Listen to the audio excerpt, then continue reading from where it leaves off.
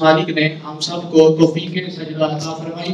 دعا ہے اللہ کے عالم ہم سب کی مختصر سی حاضری کو اپنی بارگاہ عالیہ میں قبول و منظور فرمائے اور ہمارے لیے ذریعہ نجات بنائے. کل فضائل صحابہ علیہ رضوان کے حوالے سے موضوع تھا. بس آ ہی رہا تھا کہ روڈ ایکسیڈنٹ ہو گیا جس کی وجہ سے حاضر نہیں ہو سکا. آج 10 رمضان مبارک ہے. آج کا دن سیدہ طیبہ محبوبہ محبوب رب الانام شہزادی کونین سیدہ فاطمہ الزہرا رضی اللہ تعالی عنہا کی اما جان، کائنات میں جتنے سید ہیں سب سیدوں کی نانی جان ام المؤمنین حضرت سیدہ طیبہ عابدہ فاضلہ شاکرہ حضرت خدیجہ الکبریٰ رضی اللہ تعالی عنہ کا یوم وصال ہے. آپ کی سیرت کے حوالے سے چند ایک گفتگو کرنے کی سعادت حاصل کروں گا. دعا ہے اللہ کے عالم میری زبان پر کلمہ حق جاری فرمائے، مجھے اور آپ کو سن سنا کر میرا مالک عمل کرنے کی توفیق عطا فرمائے. فضائل صحابہ اور سیدہ رضی اللہ تعالی عنہ مختصر سے حصے کے اندر میں دونوں کو بیان کروں گا تاکہ صحابہ علیہ رضوان کے حوالے سے بھی نظریہ ہمارا کلیئر ہو جائے اور سیدہ رضی اللہ تعالیٰ عنہ کی بھی سیرت کے پہلوؤں پر روشنی ڈالنے کی سعادت حاصل ہو جائے.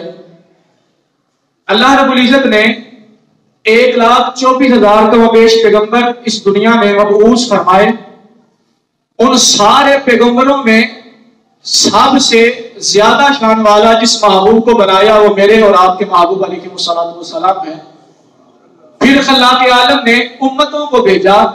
جب امتیں آئیں تو ساری امتوں میں اس امت کو ساری امتوں کا سردار بنا کر بھیجا.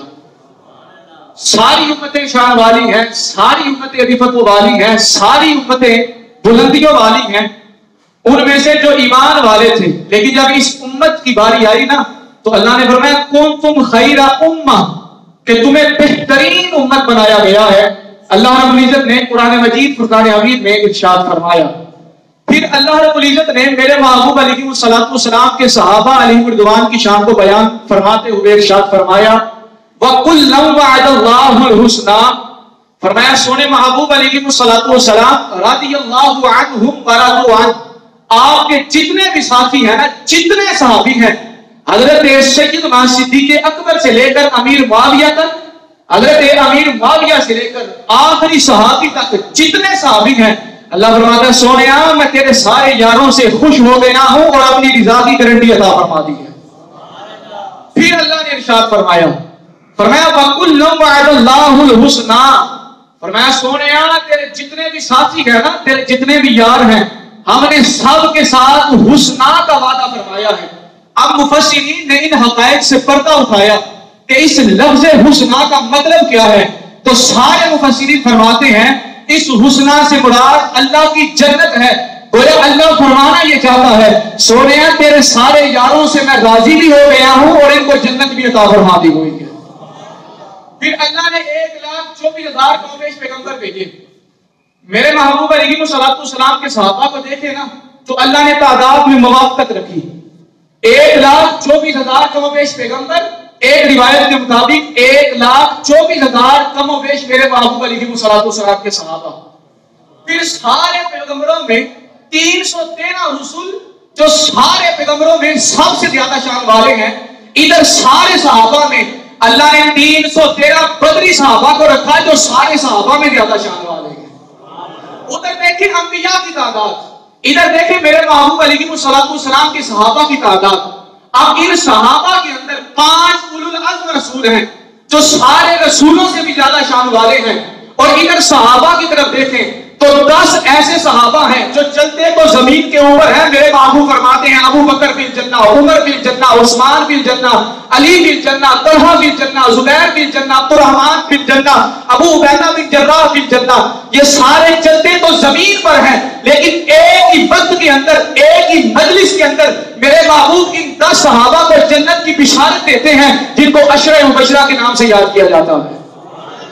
پھر ادھر دیکھیں سارے رسولوں میں 4 رسول ایسے جن کو 4 بڑی کتابیں عطا کی گئی، تورات، زبور، انجیل، قرآن مجید، فرقان حمید، اور ادھر میرے محبوب کے صحابہ کی طرف دیکھے تو سارے صحابہ میں جس طرح ادھر ساری کتابوں میں 4 کتابیں شان والی، اسی طرح ان سارے صحابہ میں 4 یار سب سے زیادہ شان والے۔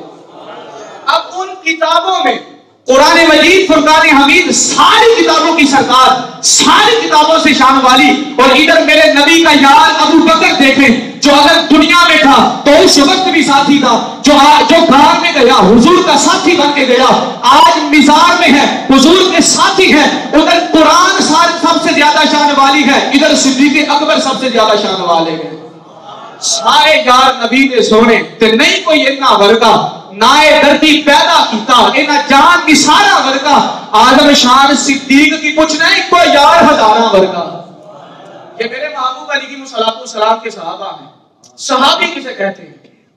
صحابی اس ہستی کو کہتے ہیں جس نے ایمان کی حالت میں سارے نبیوں کے سلطان امام الانبیاء علیہ السلام کی زیارت کی ہو، پھر ایمان ہی کی حالت میں اس کا انتقال ہوا ہو۔ یہ بات یاد رکھیے گا، ایک بندہ ساری زندگی عبادت کرے، ساری زندگی سجدہ ریز ہونے کا شرف حاصل کرے، ساری زندگی عبادت کرتا رہے، وہ ولی ہو، غوث ہو، قطب ہو، ابدال ہو یا ولایت کے کسی بھی درجے کو پہنچ جائے، لیکن یہ بات یاد رکھیے گا ولی، غوث، قطب، ابدال جتنے بھی اللہ کے ولی ہیں یہ کسی ایک صحابی کی شان کو بھی نہیں پہنچ سکتے ہیں، کیونکہ صحابی عبادت سے نہیں بنتا ہے، صحابی عبادت سے نہیں بنتا ہے، صحابی نگاہ مصطفیٰ سے بنا کرتا ہے، صحابی نگاہ مصطفیٰ سے بنتا ہے۔ بخاری شریف حدیث نمبر 3673 کے اندر امام الانبیاء علیہ السلام فرماتے ہیں عن ابی سعید الخدری رضی اللہ عنہ، حضرت ابو سعید خدری اس حدیث کے راوی ہیں، آپ فرماتے ہیں قال رسول اللہ صلی اللہ علیہ وسلم لا تسبوا اصحابی فلو ان احدکم انفق مثل احد ذهبا ما بلغ مد احدهم ولا نصفه تابعه جرير عبد الله بن داود او كما قال علیہ الصلوۃ والسلام۔ حضرت ابو سعید خدری فرماتے ہیں حضور علیہ الصلوۃ والسلام نے فرمایا لا تسبوا اصحابی، لوگوں میرے صحابہ کو گالیاں نہ نکالنا، میرے صحابہ کو برا بلا نہ کہنا۔ یہ کون فرما رہے ہیں؟ حضور علیہ الصلوۃ والسلام۔ حضور فرماتے ہیں میرے صحابہ کو برا بلا نہ کہنا، وہ جناب صدیق اکبر ہوں یا جناب معاویہ ہوں یا کوئی بھی صحابی ہو، فرمایا میرے صحابہ کو برا بلا نہ کہنا۔ فلو ان احدکم انفق مثل احد ذهبا، فرمایا تواڈے وچوں کوئی احد پہاڑ دے برابر سونا بھی اللہ دی راہ وچ خیرات کرے نا، احد پہاڑ کتنا سونا، احد پہاڑ آج کا احد نہیں، آج تو وہ ملبے آ کے اور صرف زیارت سی رہ گئی ہے، چھوٹا سا پہاڑ لگتا ہے، یہ احد پہاڑ اس وقت کا اور جو بہت ہی زیادہ بڑا تھا۔ حضور فرماتے ہیں احد ہم سے پیار کرتا ہے، ہم احد سے پیار کرتے ہیں۔ حضور علیہ الصلوۃ والسلام کو اللہ نے یہ بھی علم بتایا ہوا ہے کہ کون سا پہاڑ آپ سے پیار کرتا ہے۔ حضور علیہ الصلوۃ والسلام فرماتے ہیں لوگوں تم میں سے کوئی ایک احد پہاڑ کے برابر سونا اللہ کی راہ میں خرچ کرے، اور ادھر میرا صحابی صرف ایک مد او نصفہ یا آدھی مد اللہ رب العزت کی راہ میں سونا نہیں جو خرچ کرے۔ ایک طرف پہاڑ احد سونے کا، دوسری طرف صرف ایک مد یا آدھی مد، اور وہ بھی جو کی فرمایا تمہارے احد پہاڑ جتنے سونے پر اللہ وہ ثواب عطا نہیں فرمائے گا جو میرے صحابی کی ایک مد یا آدھی مد پر عطا فرمائے گا۔ یہ ہے میرے محبوب علیہ الصلوۃ والسلام کے صحابہ، اور الحمدللہ ہم اہل سنت والے نہ صحابہ کو جدا سمجھتے ہیں نہ اہل بیت کو جدا سمجھتے ہیں۔ اہل سنت کا تو بیڑا پار ہی ان دونوں ہستیوں کی وجہ سے ہے۔ امام فرماتے ہیں اہل سنت کا ہے بیڑا پار، اصحاب حضور نجم ہے اور ناؤ ہے اطرت رسول اللہ۔ فرماتے ہیں صحابی کا نجوم بِأَيِّهِ مُقْتَدَيْتُمْ اهْتَدَيْتُمْ، فرمایا لوگوں میرے صحابہ ستاروں کی مانند ہے، تم جس کے بھی پیچھے چلو گے نا ہدایت پا جاؤ گے، جس کے پیچھے چلو گے ہدایت پا جاؤ گے۔ یہ مثال کیوں ارشاد فرمائی؟ اور دوسری حدیث شریف میں فرمایا لوگوں میری اہل بیت جو ہے نا، اہل بیت میری یہ مثل کشتی نوح علیہ السلام ہے، اس وقت کے حساب سے مثال بیان فرمائی۔ فرمایا کسی نے سفر کرنا ہو نا سمندر پار کا، اسے سفر کرنے کے لیے لائٹ کی بھی ضرورت ہوتی ہے، کشتی کی بھی ضرورت ہوتی ہے، فرمایا میرے صحابہ اور اہل بیت کی محبت اسی طرح ہے، میری اہل بیت کشتی کی مانند ہے، صحابہ ستاروں کی مانند ہے، کیونکہ اس وقت ستاروں کو دیکھ دیکھ کر راستے کا تعین کیا جاتا تھا۔ اگر ایک چیز کو چھوڑ دیا جائے، لائٹ نہ ہو یا کشتی نہ ہو، بندہ منزل مقصود تک نہیں پہنچ سکتا ہے۔ فرمایا میرے صحابہ سے پیار کرو، اہل بیت سے بغض رکھو، یا اہل بیت سے پیار کرو، صحابہ سے بغض رکھو، تو یہ بات جان لو تم جنت میں نہیں جا سکتے ہو۔ اگر جنت میں جانا ہے تو ان دونوں ہستیوں سے پیار کرنا پڑے گا۔ جو ان دونوں ہستیوں کی عقیدت کو دل میں بٹھائے گا، ان دونوں سے پیار کرے گا، تو اللہ کی جنت بھی انہی لوگوں کے لیے ہوگی۔ اہل سنت تو دیکھ لیں، ہم اہل سنت اور عقیدہ اہل سنت بھی یہ ہے، میرے محبوب علیہ السلام سے جس کو جو بھی نسبت حاصل ہو گئی، ہم اس بندے کو نہیں دیکھتے ہیں، ہم نسبت رسول کا احترام کرتے ہوئے اسے اپنے سر کا امام سمجھتے ہیں۔ اور صحابہ وہ صحابہ تھے جن کی ہر صبح عید ہوتی تھی، خدا کا قرب حاصل تھا، نبی کی عید ہوتی تھی۔ پھر سیدہ طیبہ صدیق، بعد کی صدیقہ بیٹی حضرت عائشہ صدیقہ رضی اللہ تعالیٰ عنہ، آپ کی روایات پڑھ کے دیکھیں نا تو پتہ چلتا ہے کہ محبوب علیہ السلام سیدہ خدیجہ الکبریٰ رضی اللہ عنہا سے کتنا پیار فرمایا کرتے تھے۔ حضرت خدیجہ رضی اللہ تعالیٰ عنہ کے حوالے سے آتا ہے، کبھی کبھار حضرت عائشہ رضی اللہ تعالیٰ عنہ نے عرض کرنی، یا رسول اللہ وہ تو بوڑھی مائی تھی، آپ بار بار انہی کا تذکرہ کرتے رہتے ہیں۔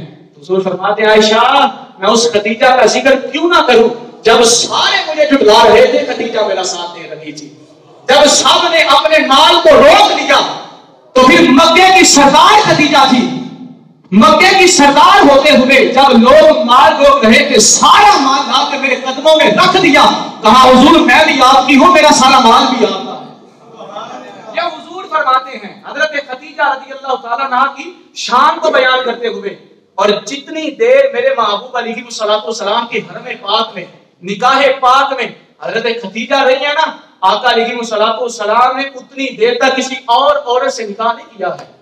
حضور علیہ السلام اتنا حضرت خدیجہ سے پیار فرمایا کرتے تھے، وہ حضرت خدیجہ رضی اللہ تعالی عنہا کہ جب سے حضور علیہ السلام کے نکاح اقدس میں آتی ہے نا، کبھی بھی حضور علیہ السلام سے کوئی شکایت نہیں کی، کبھی حضور علیہ السلام سے کوئی شکایت نہیں کی۔ افاقے بھی ہوتے تھے، کئی دن تک بھوکا بھی رہنا پڑتا تھا۔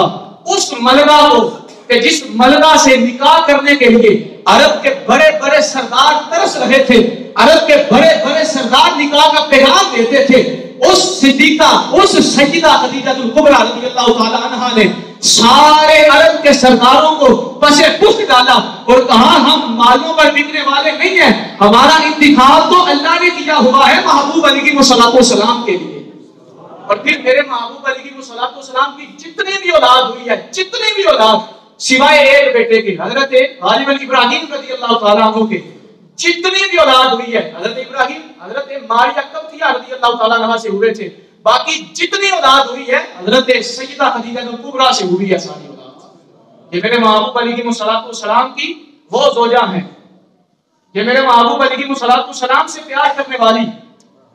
جب حضور علیہ السلام غار حرا میں عبادت کر رہے تھے نا، تو ایک مرتبہ سیدہ خدیجہ الکبریٰ رضی اللہ تعالی عنہا گھر سے نکلی کھانا لے کر آنے کے لیے، کھانا لیا، پانی لیا، غار کے اوپر چڑھنے لگی نا، ادھر سے جبرائیل آ گئے، جبرائیل عرض کرنے لگے یا رسول اللہ آپ کی بیوی خدیجہ آ رہی ہے، یا رسول اللہ تھکی بھی ہوئی ہے، یا رسول اللہ چڑھا بھی نہیں جا رہا پہاڑ کے اوپر، لیکن یا رسول اللہ آپ کی خاطر سب کچھ کر رہی ہے، جب آپ کی بارگاہ میں آئے نا تو کہنا اللہ اور جبرائیل تجھے سلام کہتے ہیں۔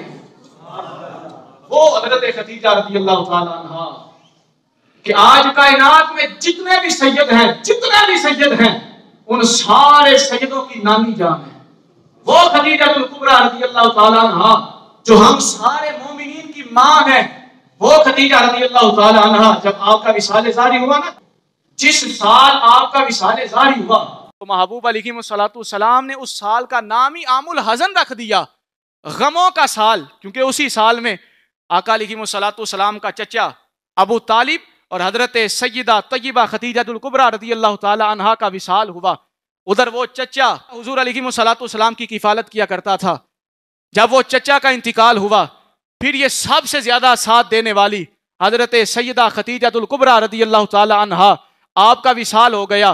محبوب علیہ الصلوۃ والسلام بہت غمگین ہوئے، اس سال کا نام ہی عام الحزن رکھ دیا۔ پھر جب آپ کو دفنانے کا وقت آیا، آپ کی قبر کو تیار کیا گیا۔